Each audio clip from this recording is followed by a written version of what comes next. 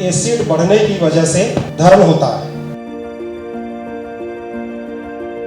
Pressure ਜਿਹੜਾ ਦੇਣਾ ਉਹ ਆਪਾਂ 3 ਤੋਂ 5 ਸੈਕਿੰਡ ਤੱਕ ਹੀ ਦੇਣਾ ਹੈ। ਐਕਸਪਰਟ ਬਣਾਉਣ ਦੀ ਸਾਡੀ ਇੱਛਾ ਹੈ, ਲੇਕਿਨ ਨਾਲ ਤੁਹਾਡੀ ਇੱਛਾ ਵੀ ਹੋਣੀ ਜ਼ਰੂਰੀ ਹੈ। ਜੇ ਤੁਹਾਡੀ ਇੱਛਾ ਨਹੀਂ ਹੋਏਗੀ ਸਾਡੀ ਮਿਹਨਤ ਵੇਸਟ ਹੈ।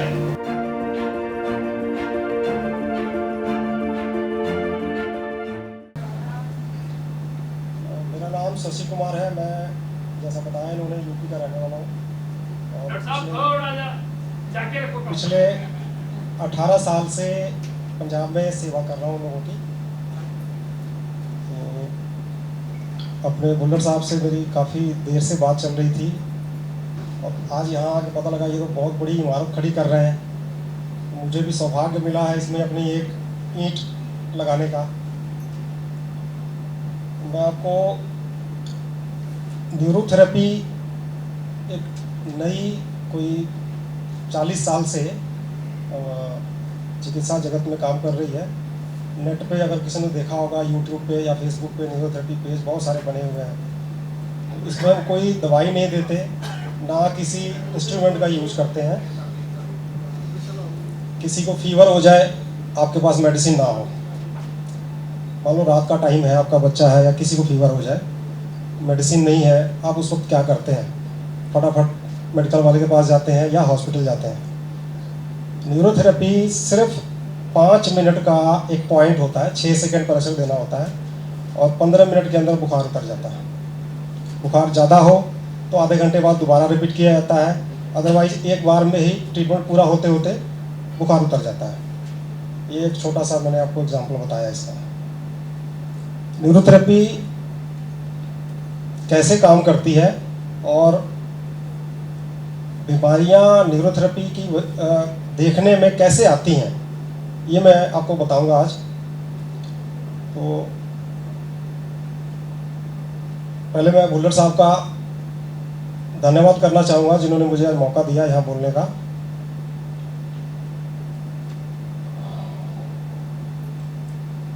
सबसे पहला जो कारण है बीमारी आने का, न्यूरोथेरेपी ये मानती है कि शरीर में, जैसे अभी थोड़ी देर पहले मैडम ने बोला था, आयुर्वेद के मुताबिक वात, पित्त और कफ 3 चीज़ें होती हैं। तो न्यूरोथेरेपी बेसिकली 2 चीज़ें मानती है। शरीर का राइट पार्ट अल्कलीन और लेफ्ट पार्ट एसिडिक चीज़ों को बैलेंस करता है। अगर आप नोट करना चाहें कर लें।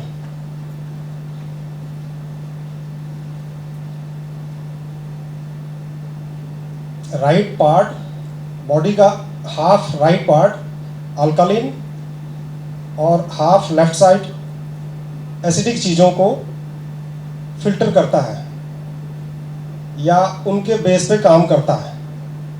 जब शरीर में अल्कली घट जाए या एसिड घट जाए, दोनों में से अप डाउन हो जाए, तो शरीर को काम करने में या उनके ऑर्गन को अपने केमिकल बनाने में कठिनाई आती है। ये पहला रीज़न है। और हम इसको बिना किसी दवाई के सिर्फ कुछ पॉइंट, प्रेशर पॉइंट दे के बैलेंस करते हैं और 15-10 मिनट के ट्रीटमेंट में वो चीज़ें बैलेंस हो जाती हैं और पेशेंट को आराम मिलता है।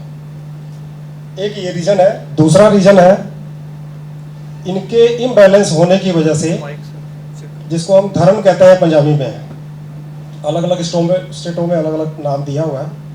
पंजाब में धर्म बोलते हैं। तो धर्म भी न्यूरोथेरेपी यही मानती है कि एसिड बढ़ने की वजह से धर्म होता है। आप एक जगह खड़े हो और वहाँ से छलांग लगानी हो, तो उनमें से कुछ लोग होंगे जिनको कोई फर्क नहीं पड़ता और कुछ लोगों को धर्म पड़ जाती है। इसकी वजह बेसिकली यही होता है कि उनके शरीर में एसिड बढ़ा होता है। जिनके में एसिड और अल्कली बैलेंस है उसको धर्म नहीं पड़ेगी। और ये दूसरी चीज़ होगी। तीसरी चीज़ है जो जेनेटिक है। कुछ बीमारियां ऐसी हैं जो दादा परदादा से आती आ रही हैं, जिसमें शुगर हो गया, हार्ट की प्रॉब्लम हो गई, बीपी की प्रॉब्लम हो गई, ऐसी बहुत सारी और भी बीमारियां हैं। तो इसमें न्यूरोथेरेपी बिना किसी दवाई के उस पीढ़ी दर पीढ़ी चलने वाली बीमारी को उसके जीन्स में चेंज करके देती है। चाहे डायबिटीज़ हो, बीपी हो या हार्ट की प्रॉब्लम हो, कुछ और बहुत बड़ी बीमारियां हैं जिनके कॉम्प्लिकेशन है, जिनका कोई क्योर नहीं होता संसार में। ये भी न्यूरोथेरेपी करती है। एक चौथा कारण है जो आमतौर पे 99% लोगों को है, लोग ध्यान नहीं देते, जिसे हम हमारी लैंग्वेज में यूडीएफ बोलते हैं, अनडाइजेस्टेड फूड इन मोशन।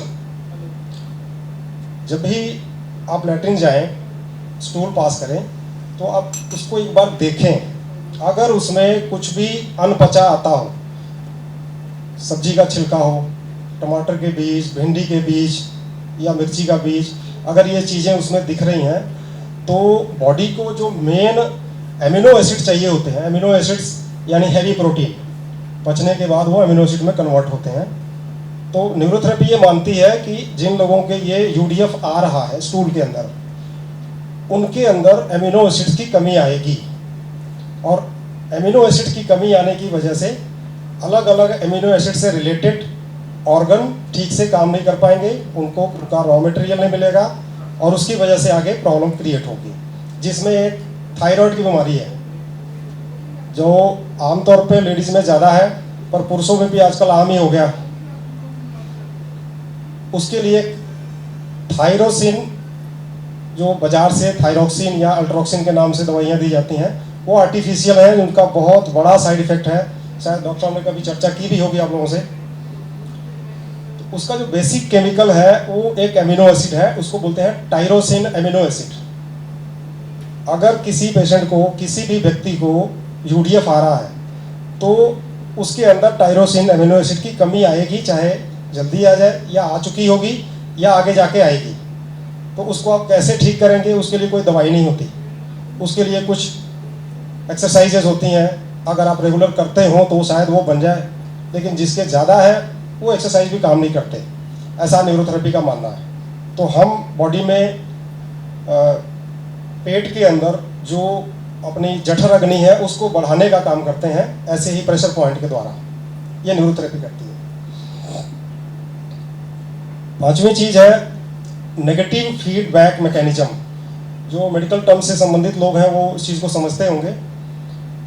जब शरीर हमारा कैसे काम करता है, जब कोई भी काम ब्रेन से चलता है, पिट्यूटरी ग्लैंड हमारा किंग ऑफ द बॉडी है। पिट्यूटरी ग्लैंड कोई भी काम करने के लिए ऑर्डर देता है और नीचे के नीचे सिस्टमेटिक तरीके से वो ऑर्डर जाता है, कोई भी काम उसके द्वारा किया जाता है, और करने के बाद वो काम हुआ या नहीं हुआ उसको वापस एक मैसेज जाता है, उसे हम बोलते हैं नेगेटिव फीडबैक मैकेनिज्म। अगर आपके शरीर में किसी भी नाड़ी के अंदर कोई रुकावट आ गई, कोई क्लॉट आ गया, ज़रूरी नहीं है ब्रेन में हो या पेट में हो या कहीं भी मतलब बॉडी के अंग में हो, तो उससे नेगेटिव आ जाती है और वो ठीक से नहीं होता, जिसकी वजह से वो काम ऊपर से ऑर्डर आ ही जाते हैं और चीज़ नीचे बार बार ज़रूरत से ज़्यादा वो उस अंग से काम लिया जाता है, तो जिसकी वजह से वो अंग हाइपर हो जाता है, जिसमें ब्रेन का पिट्यूटरी का ही एक ग्लैंड है, एक पार्ट है पोस्टीरियर पार्ट, जो वैसोप्रेसिन नाम का एक केमिकल बनाता है। अगर वैसोप्रेसिन नेगेटिव फीडबैक मैकेनिज्म से बाहर हो गया, उसका फीडबैक नहीं मिला पिट्यूटरी को और वो चलता रहा, तो ब्लड प्रेशर हाई होना शुरू हो जाता है, जिसको दवाई दी जाती है और 24 घंटे तक उसका असर रहता है, बाद में फिर दवाई लेनी पड़ती है, क्योंकि पिट्यूटरी वो लगातार देते जा रही है। आप उसको कितनी देर तक न्यूट्रल रख सकते हैं, या तो उसको डोज बढ़ती है या आदमी को कभी ना कभी अटैक आ जाते हैं। तो ये नेगेटिव फीडबैक मैकेनिज्म न्यूरोथेरेपी बहुत ही आसानी से कुछ दिनों में ही ठीक कर देती है, बीपी नॉर्मल हो जाता है। और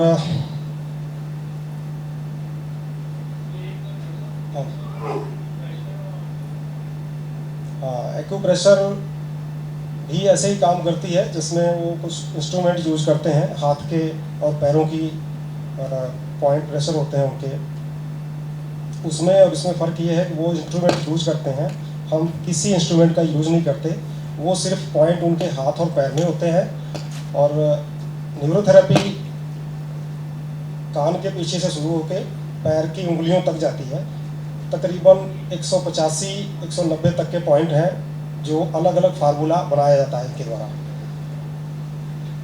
ब्लड को पतला करने के लिए हेपारिन, जो एलोपैथी मेडिसिन में हेपारिन डिस्प्रिन वगैरह दी जाती है, वो बॉडी खुद बनाती है, किसी वजह से नहीं बना पाई, जिसकी वजह से ब्लड गाढ़ा हो गया, तो आप वही फार्मूला दे के 3 जगहों पे प्रेशर देना होता है, वही फार्मूला दे के वो हेपारिन नेचुरली बना सकते हैं। और कुछ दिन लगातार बनाने से बाहर से लेने वाले डिस्प्रिन की आपको ज़रूरत नहीं पड़ती।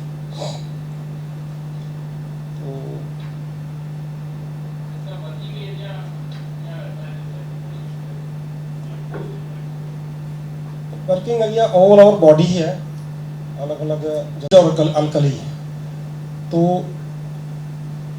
हम में से लगभग मुझे लगता है आधे से ज़्यादा लोगों का एसिडिक बॉडी होगा। वो कैसे हम चेक करते हैं ये मैं आने वाले आगे क्लासों में बताऊंगा, कैसे चेक करना है उनको, कैसे आइडेंटिफाई करना है कि आप अल्कलीन बॉडी है या एसिडिक बॉडी है। तो ज़्यादातर बीमारियां भी आजकल एसिड की वजह से ही आ रही हैं। और इनके बढ़ने का कारण क्या है? एक तो हमारा खाना पीना, जो मेजर चीज़ है खाना पीना ही है। आप सुबह से जो भी खाना शुरू करते हैं, जो हमारा पेस्ट से लेके रात के दूध तक हर चीज़ तकरीबन 80% एसिडिक हो चुकी है। और जैसा हम खाते हैं हमारा शरीर धीरे धीरे उसी का रूप लेना शुरू कर देता है, जिसका असर हमारे खून में जाता है और खून के द्वारा बॉडी के अलग अलग ऑर्गन में जाता है। और ऑर्गन एसिड बढ़ने की वजह से अपना काम ठीक से नहीं कर पाता। उनमें से धर्म पड़ गई तो धर्म पड़ने की वजह से दूसरे ऑर्गन भी प्रभावित होने शुरू हो जाते हैं। और जब एक के बाद दूसरा तीसरा चीज़ें जब इकट्ठी हो जाती हैं तो फिर सिस्टम बीमार हो जाता है। और जब सिस्टम बीमार हो गया तो फिर आप उनके चक्कर में पड़ जाते हैं मेडिसिन के, और वहाँ से निकलना बड़ा मुश्किल हो जाता है। तो सजेशन वगैरह तो जो भी होगा इसके बाद डॉक्टर साहब आपको देंगे, खाना पीना कैसे सुधारेंगे। न्यूरोथेरेपी आपको बेसिकली यही बताएगी कि आप अल्कली और एसिड को बैलेंस करके रखें, नेचुरल चीज़ें खाएं और नेचुरल तरीके से रहें। जैसे डॉक्टर ने बोला अभी, जब हम नेचर से दूर होते हैं तो ये चीज़ें डिस्टर्ब होती जाती हैं। अल्कली राइट किडनी, जो हमारी गुर्दे हैं, आमतौर पे हम ये जानते हैं कि ब्लड वो फिल्टर करते हैं। तो फिल्टर किस तरीके से करते हैं? भगवान ने हमें 2 गुर्दे दिए हैं। उसका कारण ये है कि उनको पहले से पता है कि हम खाने वाली चीज़ें 2 तरह की चीज़ें खाते हैं, जिसमें अल्कली और एसिड 2 चीज़ें होती हैं। तो जो राइट किडनी है हमारी, वो 80% अल्कली को फिल्टर करती है और लेफ्ट किडनी 80% एसिड फिल्टर करती है। 20% ये दोनों काम करती हैं। राइट वाली 20% एसिड भी फिल्टर करती है और लेफ्ट वाली 20% अल्कली भी फिल्टर करती है।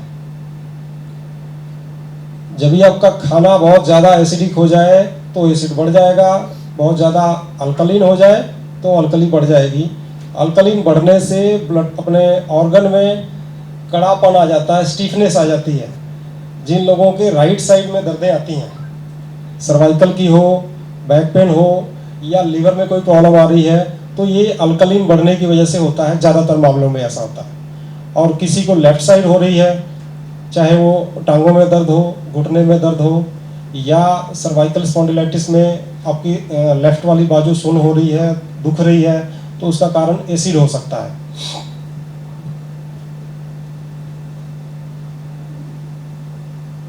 ये जरूर नोट करिए 80 और 20 का जो फार्मूला है। अब आपके मन में एक सवाल आएगा कि ये अगर 2 किडनियां अलग अलग काम करती हैं, तो जिनके एक ही किडनी है या ट्रांसप्लांट कराया उन्होंने, तो उनका काम कैसे चलता है? ये वही कुदरत का करिश्मा है। एक गुर्दा जब एक ही रह जाता है, दूसरा निकल जाता है किसी वजह से, तो करिश्मा है कि वो एक ही टाइम पे 1-1 घंटे बारी बारी दोनों चीज़ें काम कर लेता है। 1 घंटा वो एसिड फिल्टर कर लेता है और 1 घंटा अल्कली फिल्टर कर लेता है। एसिड ज़्यादा ना बने खाना खाने के बाद, इसके लिए हम बोलते हैं कि आप लेफ्ट साइड लेके इसको दबाइए। किसी तरफ ज़्यादा होगा दर्द और किसी तरफ कम होगा। तो जो पेन ज़्यादा है उधर वो केमिकल बढ़ा हुआ। अगर बराबर है तो फिर आपका बैलेंस है।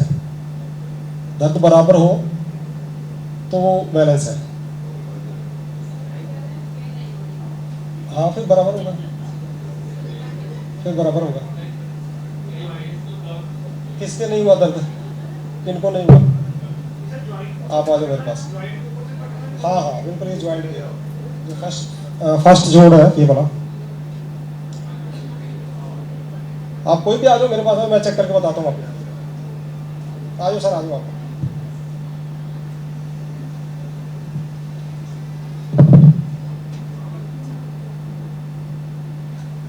दोनों को एक साथ हम किसी और का चेक करते हैं ऐसे।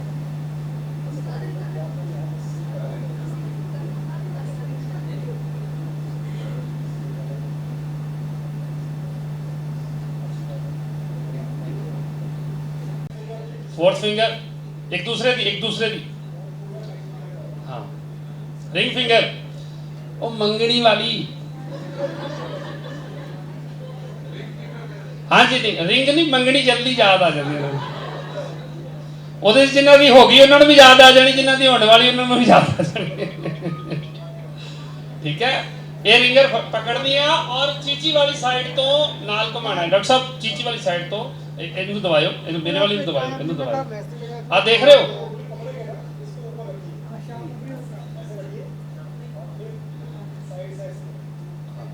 ਆ ਚੀਚੀ ਵਾਲੀ ਸਾਈਡ ਅੰਗੂਠਾ ਆਣਾ ਚਾਹੀਦਾ ਹੈ।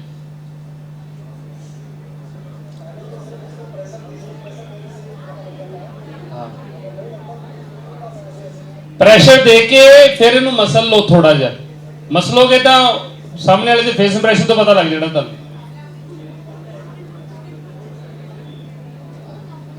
ਜੀ please take your seat, thank you. ਬਾਕੀ ਦਾ ਪ੍ਰੈਕਟੀਕਲ ਕਲਾਸ ਦੇ ਵਿੱਚ, ਬਾਕੀ ਦਾ ਪ੍ਰੈਕਟੀਕਲ ਕਲਾਸ ਹੋਏਗਾ। ਆਪਾਂ ਥਿਊਰੀ ਵੱਲ ਜਾਈਏ ਪਹਿਲਾਂ। ਗੈਟਿੰਗ ਪ੍ਰੈਕਟਿਕਲ बहुत लंबा, पर पूरा 3 साल प्रैक्टिकल सीखना ना। लो डॉक्टर साहब, बाकी का क्लास में अभी थ्योरी को कंटिन्यू करो। क्लैपिंग कर दो डॉक्टर साहब।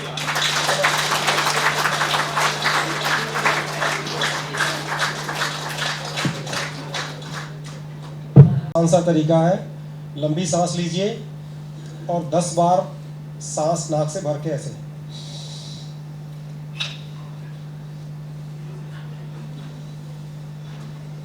खुद का करना है, पेशेंट नहीं कर पाता ये।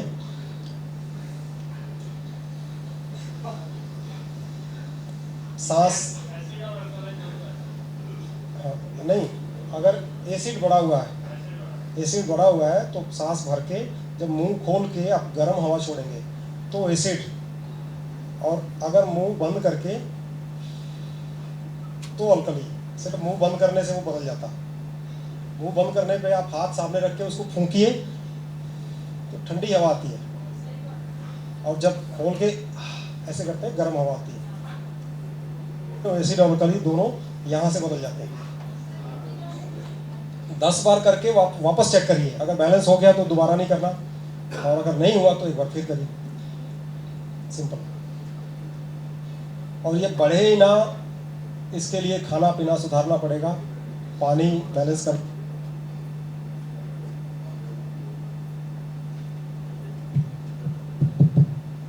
दवाइयों से बचना पड़ेगा। दवाइयाँ और सुबह की पहली खुराक जो पंजाबियों की खास है, चाय दुनिया में सबसे ज़्यादा एसिडिक चीज़ है।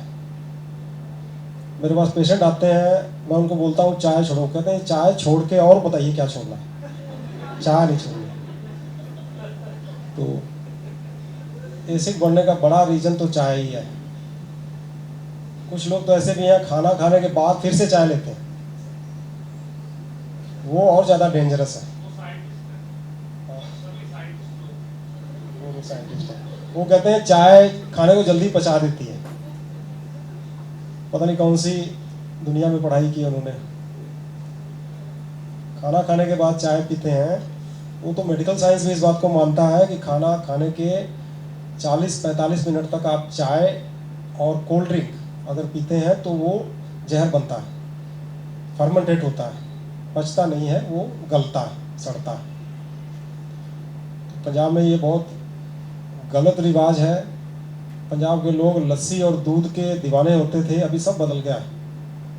दूध और लस्सी छूट गई है और चाय ज़्यादा हो गया। ये आप खुद करें, अपने परिवार में अपने लोगों को सिखाएं और करवाएं। हो गए 5 मिनट भी? फिर चलो बुल्लर साहब के लिए मैं वो सब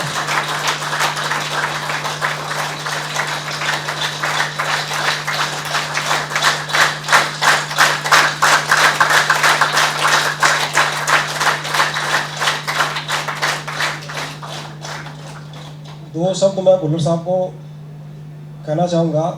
इतने सरल, सहज और विनम्र व्यक्ति हैं। जब भी इनकी कोई वीडियो यूट्यूब पे, फेसबुक पे देखता हूँ तो हाथ जुड़े रहते हैं और गर्दन झुकी रहती है। आपका बड़ा बड़ा अभिवादन है, आपने मुझे टाइम दिया। थैंक यू डॉक्टर साहब। आप जैसी हस्तियाँ इस सेवा में आते रहें तो हम सभी रल मिल के समाज की सेवा कर सकते हैं। आवाज़ आ रही है मेरी या माइक? Thank you. तो मैं चाहूँगा डॉक्टर साहब के लिए अगेन क्लैपिंग कर दो। थैंक यू ये साथ देने के लिए।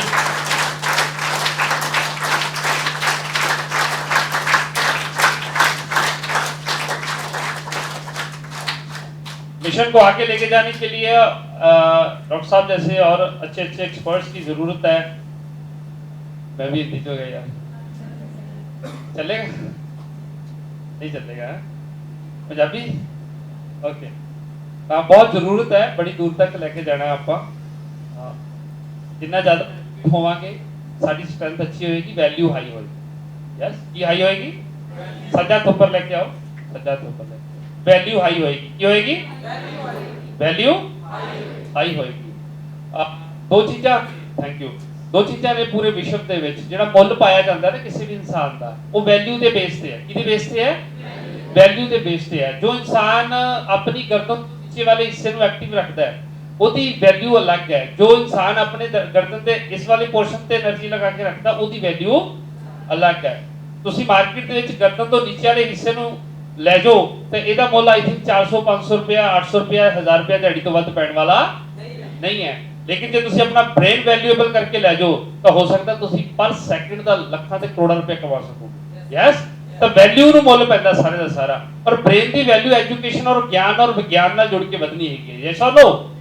लेकिन तकरीबन मैं अक्सर मैं रब ਦਾ थैंक्स भी करदा कि स्कूल टाइम जिन्ना टाइम रहा मैथ और साइंस में मेरे 33 ਤੋਂ ਬਾਅਦ ਕਦੀ ਨਹੀਂ ਆਏ। ठीक है, पर परमेश्वर ने इस तरह ਦਾ ਲਾਈਫ ਵਿੱਚ ਮੋੜ ਲੈ ਕੇ ਆਂਦਾ। ਹੁਣ ਮੈਥ ਔਰ ਸਾਇੰਸ ਹੀ ਚੱਲ ਰਿਹਾ, ਉਸ ਕੁਝ ਚੱਲ ਹੀ ਨਹੀਂ ਰਿਹਾ ਹੈ।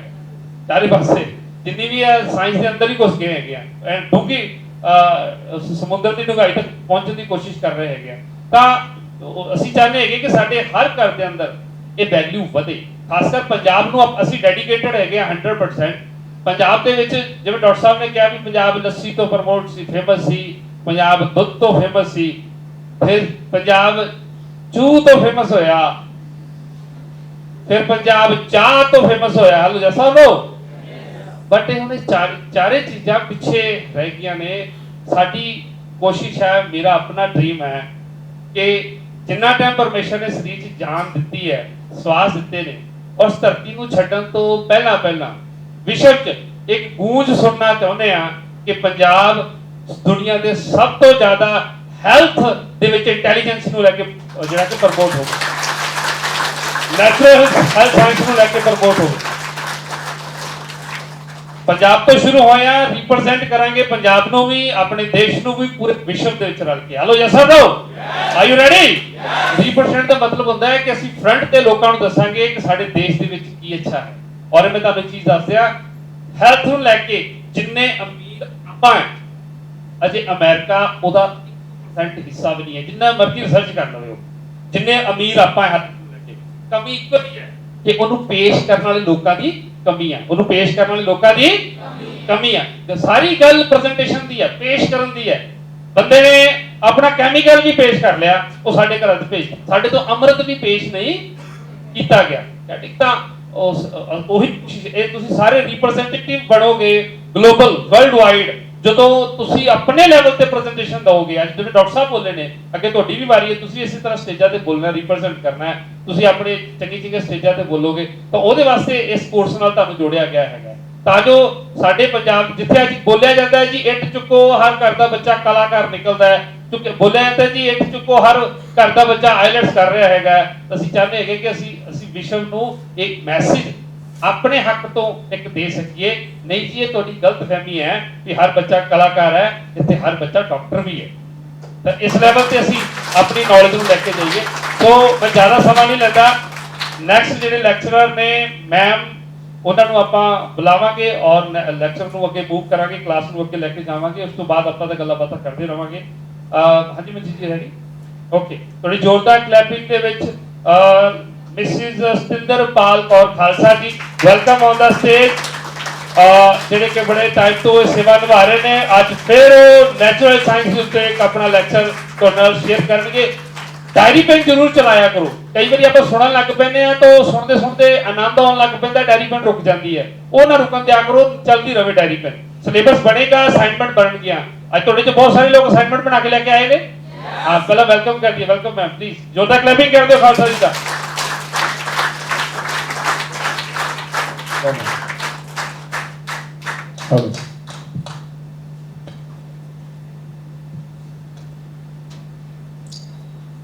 उठ कुछ कदम बढ़ा रूहे जिंदगी में, उठ कुछ कदम बढ़ा रूहे जिंदगी में, पत्थर सी होती है बिन मकसद की जिंदगी, पत्थर सी होती है बिन मकसद की जिंदगी।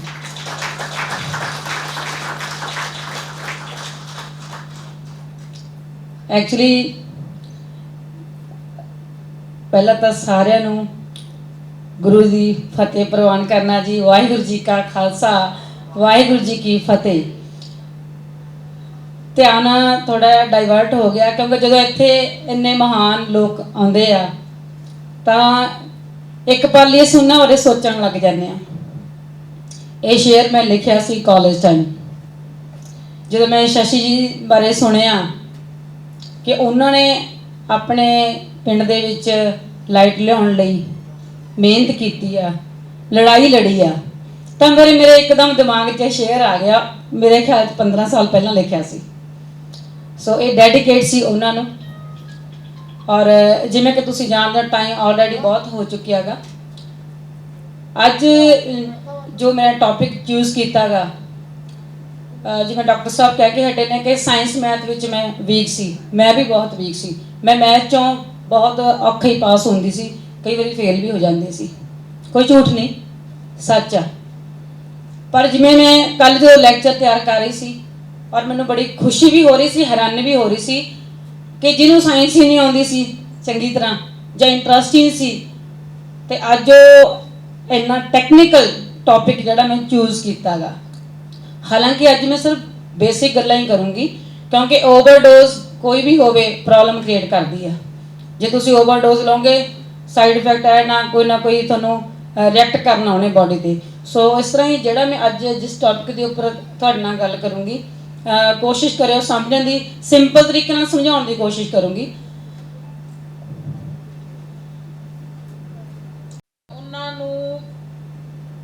इन्होंने मतलब बहुत कुछ तो सीखा भी है क्लासिस दे विच आके, साइंस क्लासिस जी, और अगों सीखते भी रहना है। और इन्हां दा आपां डॉक्टर साहब का जो मकसद है उन्होंने आपां घर घर तक पहुँचाना है। और जो अज मैं तुहानूं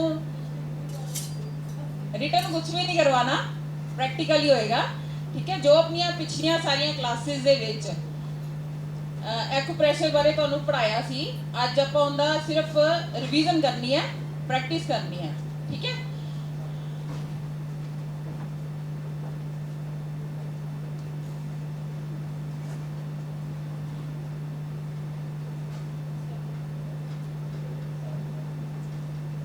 मैनूं ये दसो कि ਇਹਦੀ एक्यूप्रेशर की सेवा कौन कौन निभा रहा है?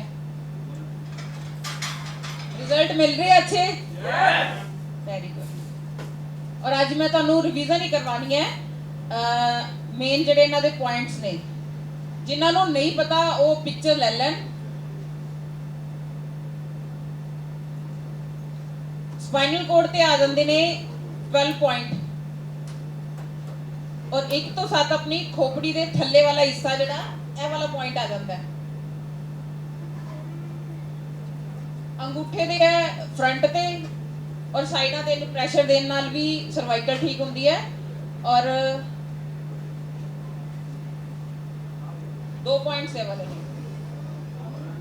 ਪ੍ਰੈਸ਼ਰ ਕਿੱਦਾਂ ਦੇਣਾ ਹੈ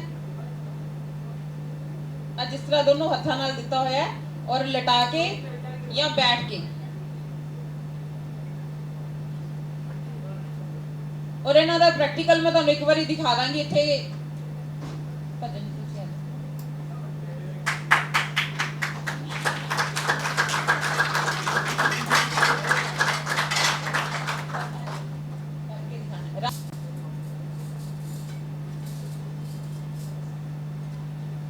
ਪਹਿਲੇ ਆ ਖੋਪੜੀ ਦੇ ਵਾਲੇ ਜਿਹੜੇ ਨੀਚੇ ਵਾਲਾ ਹਿੱਸਾ ਹੈ ਠੀਕ ਹੈ ਇੱਥੇ ਜਿਹੜੇ ਆਪਣੇ ਪੁਆਇੰਟਸ ਜਿਹੜੇ ਤੁਹਾਨੂੰ ਪਹਿਲੇ ਦਿਖਾਏ ਸੀ ਉਹ ਪ੍ਰੈਸ ਕਰਕੇ ਦਿਖਾਣੇ ਆ ਪ੍ਰੈਸ਼ਰ ਜਿਹੜਾ ਦੇਣਾ ਉਹ ਆਪਾਂ 3 ਤੋਂ 5 ਸੈਕਿੰਡ ਤੱਕ ਹੀ ਦੇਣਾ ਹੈ ਇਹ ਤੁਹਾਨੂੰ ਬੈਕ ਤੋਂ ਦਿਖਾ ਰਹੇ ਆਪਾਂ ਵੈਸੇ ਪਿੱਛੇ ਖੜ ਕੇ ਕਰਨਾ ਹੈ ਤੁਹਾਨੂੰ ਸਾਰਿਆਂ ਨੂੰ ਨਜ਼ਰ ਨਹੀਂ ਆਏਗਾ ਇੱਕ ਸੈਂਟਰ 'ਚ ਪੁਆਇੰਟ ਆਏਗਾ ਠੀਕ ਹੈ ਔਰ ਸੇਮ ਹੀ ਇਦਾਂ ਨੀਚੇ ਵਾਲੀ ਰੀੜ ਦੀ ਹੱਡੀ ਤੋਂ ਅੱਧਾ ਇੰਚ ਸਾਈਡ ਤੇ ਦੇਣਾ ਪ੍ਰੈਸ਼ਰ ਇੱਥੋਂ ਤੱਕ ਤੁਸੀਂ ਦੇਣਾ ਪੂਰਾ ਪ੍ਰੈਸ਼ਰ ਕਿਉਂਕਿ ਇੱਕ ਦੇ ਨਾਲ ਇੱਕ ਮਣਕੇ ਸਾਰੇ ਜੁੜੇ ਹੁੰਦੇ ਆ ਔਰ ਜਿਹੜਾ ਆਪਾਂ ਪ੍ਰੈਸ਼ਰ ਦੇਣਾ ਹੈ ਕਿਸੇ ਪੇਸ਼ੈਂਟ ਨੂੰ ਸੋਜ ਆਈ ਹੁੰਦੀ ਹੈ ਔਰ ਜੇ ਆਪਾਂ ਉਹਨੂੰ ਪ੍ਰੈਸ਼ਰ ਜ਼ੋਰ ਦੀ ਦੇ ਦਾਂਗੇ ਤਾਂ ਉਹਦਾ ਪ੍ਰੋਬਲਮ ਜ਼ਿਆਦਾ ਵੱਧ ਜਾਏਗੀ ਪੇਸ਼ੈਂਟ ਦੀ ਪ੍ਰੋਬਲਮ ਦੇ ਅਕੋਰਡਿੰਗ ਆਪਾਂ ਪ੍ਰੈਸ਼ਰ ਦੇਣਾ ਹੈ ਔਰ ਹਲਕੀ ਹਲਕੀ ਇਹ ਵਾਲੀ ਸਾਈਡ ਤੇ ਕੰਨ ਦੇ ਦੋਨੋਂ ਸਾਈਡਾਂ ਤੇ ਮਸਾਜ ਵੀ ਕਰਨੀ ਹੈ ਇੱਕ ਪੁਆਇੰਟ ਇੱਥੇ ਆ ਜਾਂਦਾ ਆਪਣੇ ਸ਼ੋਲਡਰ ਤੇ ਇੱਕ ਇੱਧਰ और जेड़े आ बैक पे बनी हुई है फोटो वाली आ जेड़ा अपनी आ वाली मोर ਇਹਦੇ ਸਾਈਡਾਂ ਤੇ ਸਾਰੇ ਵਾਲੇ ਪੁਆਇੰਟ ਸਰ ਤੁਸੀਂ ਸਾਈਡ ਤੇ ਨਾ ਪਿੱਛੇ ਨਜ਼ਰ तो ਹੱਡੀ ਦੇ ਨਾਲ ਨਾਲ ਪ੍ਰੈਸ਼ਰ ਦੇਣਾ ਹੈ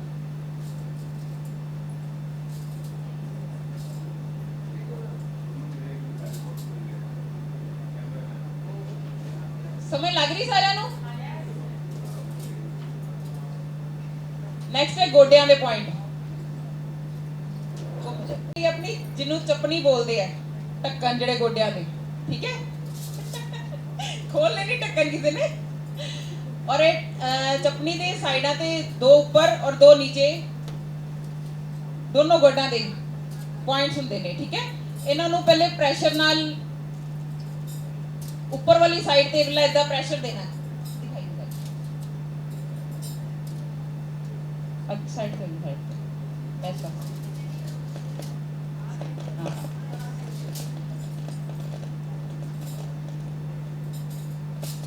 ऊपर नु प्रेशर देना है नीचे वाला नीचे नु प्रेशर देना है ठीक है दोनों पहले पॉइंट प्रेस करके जेड़े ए वाले जेड़े 4 पॉइंट दिते हुए ने एक गोडे ठीक है अपना ही हाथ रख के थर्ड फिंगर जिथे आती है रिंग फिंगर जेडी बोलते हैं ਉੱਥੇ ਤੁਸੀਂ ਪ੍ਰੈਸ਼ਰ ਦੇਣਾ ਹੈ ਜਾਂ ਉਹਨੂੰ ਹਲਕੀ ਹਲਕੀ ਮਸਾਜ ਦੇਣੀ ਹੈ ਔਰ ਇਹ ਵਾਲਾ ਪੁਆਇੰਟ ਅੰਦਰ ਵਾਲੀ ਸਾਈਡ ਤੋਂ ਗੋਡੇ ਦੇ ਜਿੱਥੇ ਦੋਨੋਂ ਆਪਣੇ ਗੋਡੇ ਨਾਲ ਰਲਦੇ ਆ ਇੱਥੋਂ ਅੰਦਰ ਵਾਲੀ ਸਾਈਡ ਤੋਂ ਪ੍ਰੈਸ਼ਰ ਦੇਣਾ ਹੈ ਕਿਉਂਕਿ ਕਈਆਂ ਨੂੰ ਮੋਟੇ ਦੇ ਵੱਡੀ ਉਂਗਲ ਨਾਲ ਜਦੋਂ ਪ੍ਰੈਸ਼ਰ ਦਿੱਤਾ ਜਾਂਦਾ ਉਹਨੂੰ ਸੈਂਟਰ ਤੋਂ ਇਹ ਵਾਲੀ ਸਾਈਡ ਤੋਂ ਜ਼ਿਆਦਾ ਦੇਣਾ ਪ੍ਰੈਸ਼ਰ ਜਿਹਦੇ ਸਟਿਫਨੈਸ ਹੈ ਉਹਦੇ ਲਈ ਇਹ ਬਹੁਤ ਮੇਨ ਪੁਆਇੰਟ ਹੈ ਜਿਨ੍ਹਾਂ ਦੇ ਗੋਡਿਆਂ 'ਚ ਸਟਿਫਨੈਸ ਹੈ